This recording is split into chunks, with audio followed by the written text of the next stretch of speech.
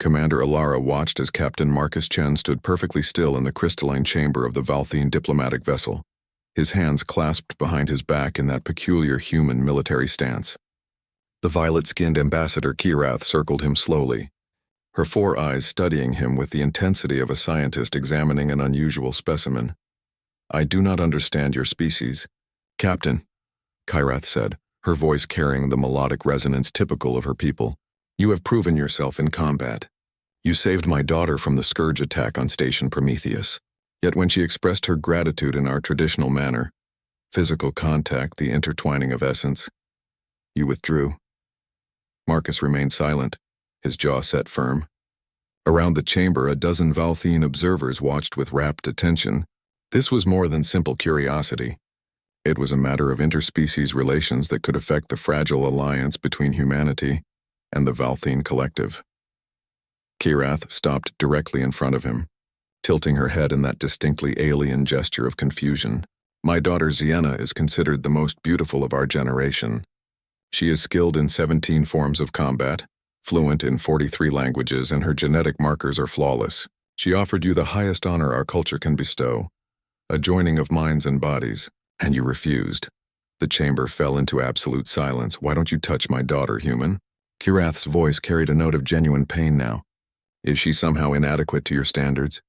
Do humans find my people repulsive?" Marcus finally met her eyes, all four of them.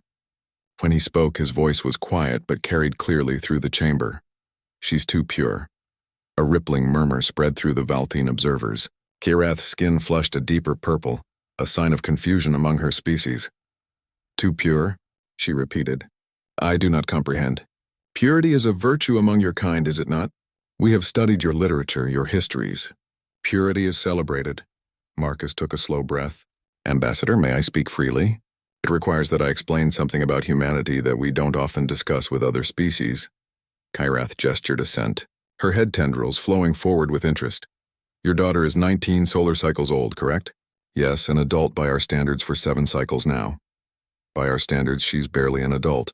And she's been through trauma." Marcus's voice softened. "I saw her face after the scourge attack. I saw how her hands shook when I pulled her from that collapsed corridor. She was terrified, Ambassador. Rightfully so." "That is precisely why she wished to bond with you," Kirath interjected. "You saved her. You showed strength, courage. In our culture, it is natural to seek joining with such an individual."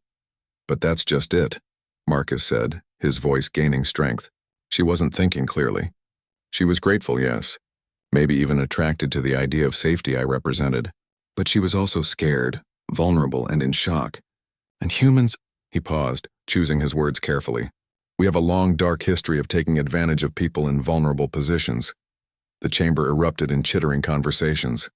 Kirath raised a hand for silence. "You thought you would be taking advantage?" "I knew I would be," Marcus corrected. "Ambassador, your daughter had just watched her friends die. She was covered in dust and blood, some of it her own. Her people's psychic network had been severed by the scourge attack, leaving her isolated in her own mind for the first time in her life. And in that moment of absolute vulnerability, she reached for the nearest source of stability, which happened to be me." He stepped forward slightly, his expression earnest. "If I had accepted, if I had touched her, joined with her as she offered, I would have been exploiting her trauma. It doesn't matter that your culture views it differently. It doesn't matter that she's technically an adult. In that moment, she couldn't give meaningful consent. She was too hurt, too afraid, too desperate for safety." Kirath's tendrils had gone completely still, a sign of deep contemplation among the Valthine. "You humans have such strict concepts of consent, even when the other party initiates?" "Especially then," Marcus said firmly. "Real consent requires more than just saying yes. It requires being in the right state of mind to understand what you're agreeing to. Your daughter will heal from this attack. She'll regain her connection to your people's network. She'll process what happened. And maybe months or years from now, if she still wants to express her gratitude, and if she's truly recovered, and if I'm still around, then we could discuss it, but not when she's traumatized. Never then." "This is why you said she was too pure," Kirath said slowly, understanding dawning in her expression. "You meant her judgment was too clouded, her emotional state too raw?" "Exactly. She deserves better than to be someone's crisis response." She deserves to make that choice when she's whole again. One of the Valthian observers, an elder with silver-streaked skin, stepped forward. I have studied human history extensively, Captain. Your species has not always held such standards. Marcus's expression hardened. No, we haven't. We've failed at this more times than I can count. We've hurt people, exploited them, justified it in countless ways. We've had to learn, painfully, slowly, that power comes with responsibility. That strength means protecting, not taking. We've had to build rules, laws, entire ethical frameworks just to keep ourselves in check. He looked directly at the elder. We're not perfect at it even now, but we try, because we've seen what happens when we don't. The chamber remained silent for a long moment. Finally, Kirath bowed deeply, a gesture of profound respect among her people. Captain Chen, I came here believing you had insulted my daughter and my family. Instead, I find you have honored her in a way I did not understand. You protected her from herself in her moment of weakness. She paused, searching for words. This is a form of strength we did not know humans possessed. It's not strength, Ambassador. It's just trying to be decent. Kirath's expression shifted into what might have been a smile. Perhaps that is the most human thing about you. You do not see your own virtue as virtuous. You see it merely as adequate. Marcus shrugged uncomfortably. I just did what any decent person should do. Exactly, Kirath said softly. And that, Captain, is why humanity may be the strangest species in the galaxy.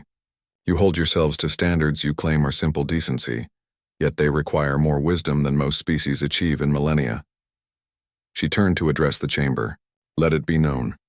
Captain Marcus Chen has demonstrated the highest principles of the human species.